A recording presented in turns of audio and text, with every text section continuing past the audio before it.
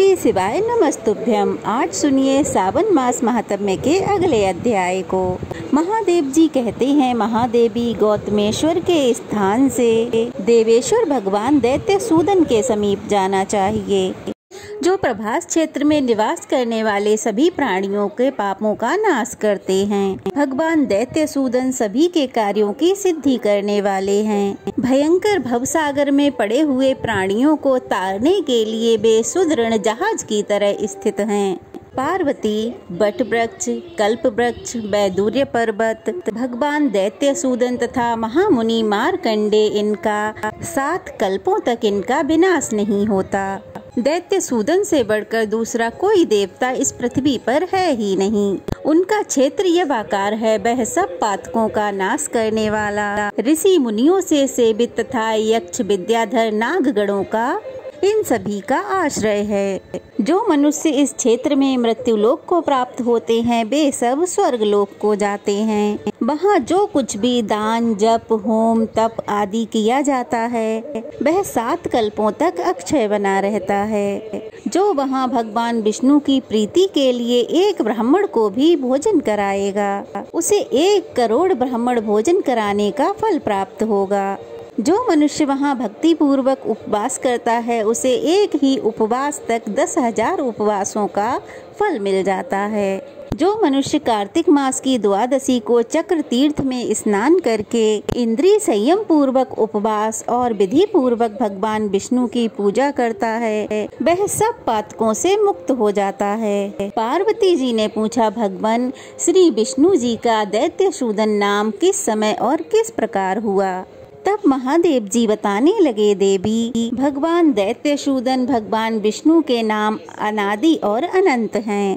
प्रत्येक कल्प में उनके नए नए नाम प्रसिद्ध होते हैं। पूर्व कल्प में उनका नाम श्रियाव्रत था, दूसरे कल्प में उनका नाम वामन हुआ, तीसरे कल्प में वे बजरांग कहलाए, चौथे में कमला प्रिय नाम हुआ, 5वें में तो खड़का, 6ठे में पुरुषोत्तम और 7वें कल्प में वे दैत्यसूदन नाम से प्रसिद्ध हुए। पूर्व काल में देवताओं और असुरों में बड़ा भारी युद्ध हुआ। उसमें देवकंटक दानवों से पराजित होकर सभी देवता क्षीर सागर में निवास करने वाले भगवान श्री हरि के समीप गए और प्रणाम करके उनकी इस प्रकार स्तुति करने लगे। देवतागण कहने लगे, हे प्रभु, आपकी जय हो। आप देवताओं और असुरों का मान मर्दन करने वाले हैं। आपने ही वराह रूप धारण करके इस पृथ्वी का उद्धार किया था। मत्स्य रूप से आपने ही समुद्र के जल से वेदों का उद्धार किया है। जब क्षीर सागर का मंथन हो रहा था, उस समय कूर्म रूप धारण करके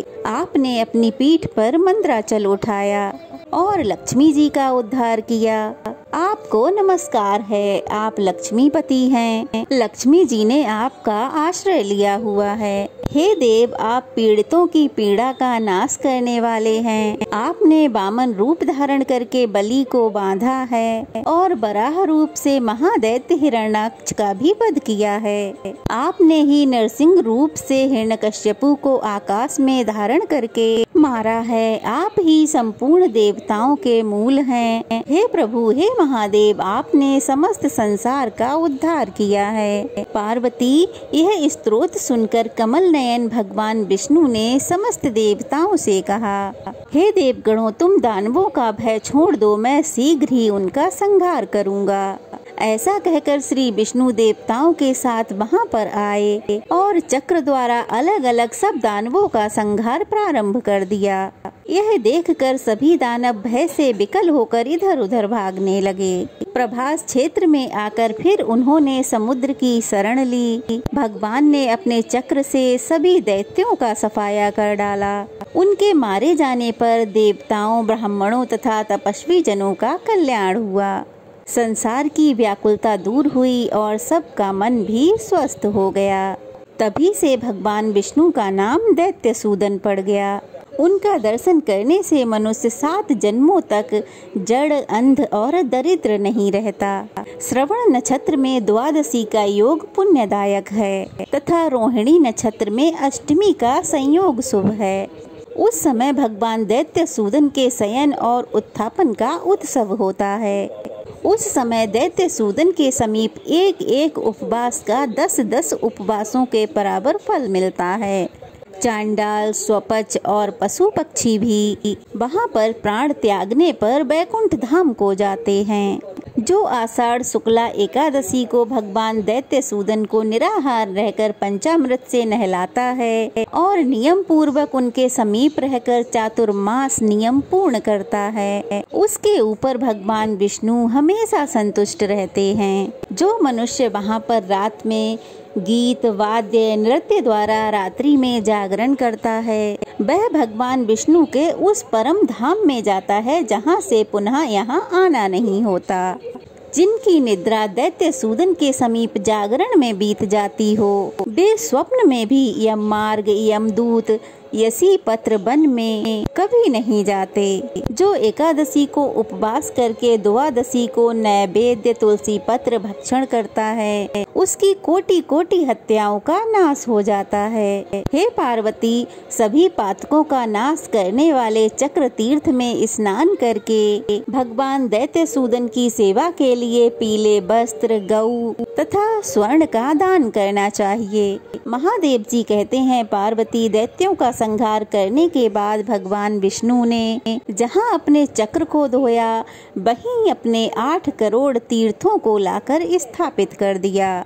उसमें सुदर्शन को शुद्ध करके उन्होंने उस तीर्थ का चक्र तीर्थ नाम रख दिया। चक्र तीर्थ में कुल 8 करोड़ 80 हजार तीर्थ हैं। जो मनुष्य एकाग्रचित होकर वहां स्नान करता है, वह सभी तीर्थों में स्नान करने का पूरा फल पा लेता है। एकादशी को यह विशेषतः चंद्रमा और सूर्य के ग्रहण के अवसर पर जो उसमें स्नान करता है, वह कोटि यज्ञों का फल पाता है। पूर्व कल्प में इसका नाम कोटि तीर्थ था, दूसरे में श्रीनिधान, तीसरे में सतधार और चौथे में चक्र तीर्थ के नाम से इसकी प्रसिद्धि हुई। उस वैष्णव क्षेत्र का प्रमाण आधा कोस बताया गया है। उसमें ब्रह्महत्या प्रवेश नहीं कर पाती। उस क्षेत्र में जाकर जो मासो उपवासी, अग्निहोत्री तथा पतिव्रता स्त्री तथा स्वाध्याय परायण तथा यज्ञशील मनुष्य चांद्रायण आदि तप, तिल जल से पितरों का तर्पण, श्राद्ध, 1 रात्र व्रत, 2 रात्र व्रत, त्रिरात्र व्रत, कृच्छ, सांतपन, मासो उपवास या फिर अन्य कोई भी पुण्य कर्म करते हैं, वह अन्य क्षेत्रों की अपेक्षा कोटि गुना पुण्यदायक होता है। चक्र तीर्थ से पूर्व दिशा में महादेवी योगेश्वरी का स्थान है। पूर्व काल में महिषासुर नाम का एक बड़ा भयंकर दैत्य हुआ है। देवी वह इच्छा अनुसार रूप धारण करने वाला था और तीनों लोकों को अपने बस में करके सुख से रहा करता था। एक समय ब्रह्मा जी ने एक मनोमयी कन्या उत्पन्न की। वह पृथ्वी पर अप्रतिम सुंदरी थी।